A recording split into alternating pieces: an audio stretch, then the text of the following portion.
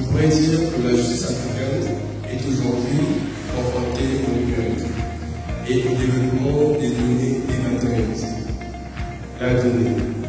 Voici la donnée qui a une valeur patrimoniale et qui ne cesse de s'accroître de jour en jour. Mais cela pose aussi des défis de la gestion technologique, sociologique, économique et bien évidemment juridique. Le juge africain est désormais face à un espace dont il peut ignorer, d'autant plus que plusieurs infractions peuvent y voir le jour. Mais lequel espace a-t-il? Ce n'est autre que le cyberespace. Certainement, nombreux se posent la question, mais qu'est-ce que le cyberespace finalement?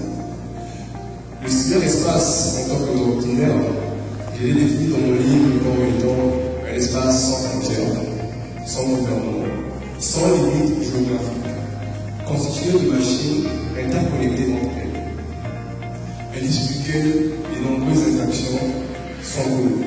C'est que le cyberespace est un espace stratégique et qui n'est pas différent des quatre autres espaces traditionnels que nous connaissons déjà, à savoir l'espace terrestre, l'espace maritime, l'espace aérien et l'espace aérospatial.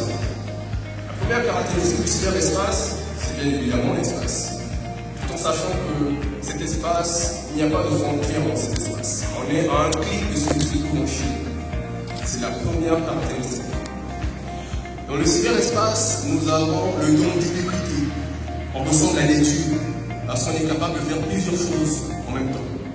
Je peux être en train d'assister à une formation aux États-Unis, de donner un cours sur Zoom en Chine, en même temps en train de surfer sur Google en faisant des recherches, et en répondant aussi à mes mails auprès de divers destinataires dans le monde.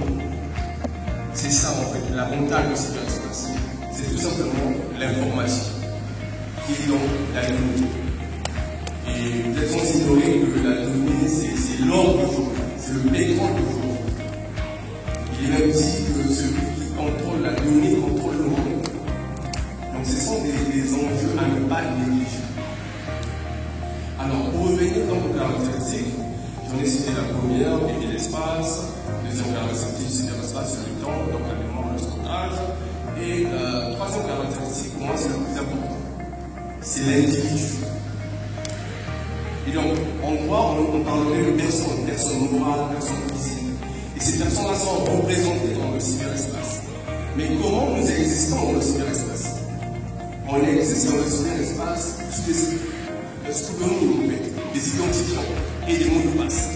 Parce que lorsque vous arrivez dans un cyber, la première des choses, c'est de chercher à vous connecter. Si vous êtes sur Facebook, vous êtes un abonné Facebook, vous allez ouvrir le site et vous connecter.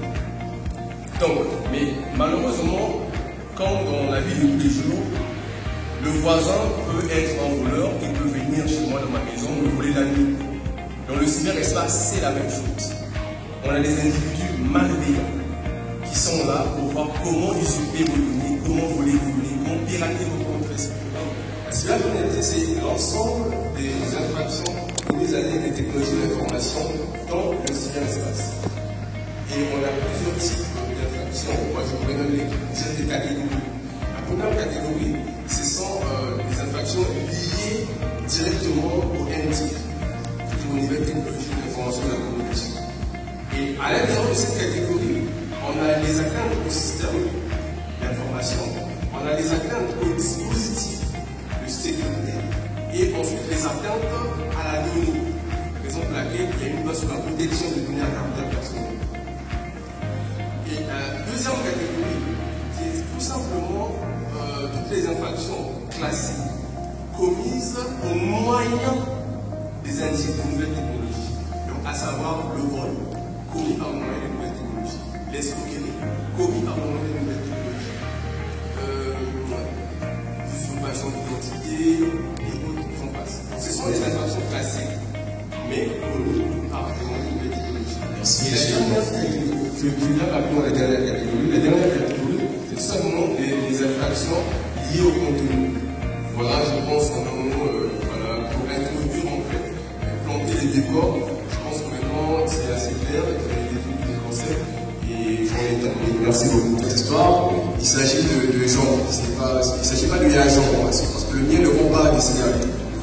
Donc, Jean est un travailleur acharné, mais qui aime surfer sur le web.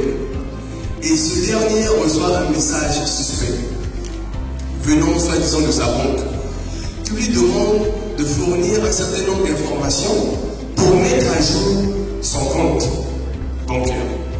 Et Jean, ne se rendant pas compte de la supercherie, va donc fournir toutes les informations nécessaires. Voici donc la porte ouverte au cybercriminel. Sans le savoir, Jean a tout donné comme information. Et quelques jours après, Jean se retrouve informé de ce que dans son compte, il n'y a plus rien. Ses économies sont parties. Et voilà comment la vie de Jean bascule. Mais cela peut arriver à tout un chacun de nous. Parce qu'on ne peut pas prévoir ça. Pendant la présentation de mon livre, le directeur juridique de MTN disait on a pris un comédien un jour pour sensibiliser sur la cybercriminalité.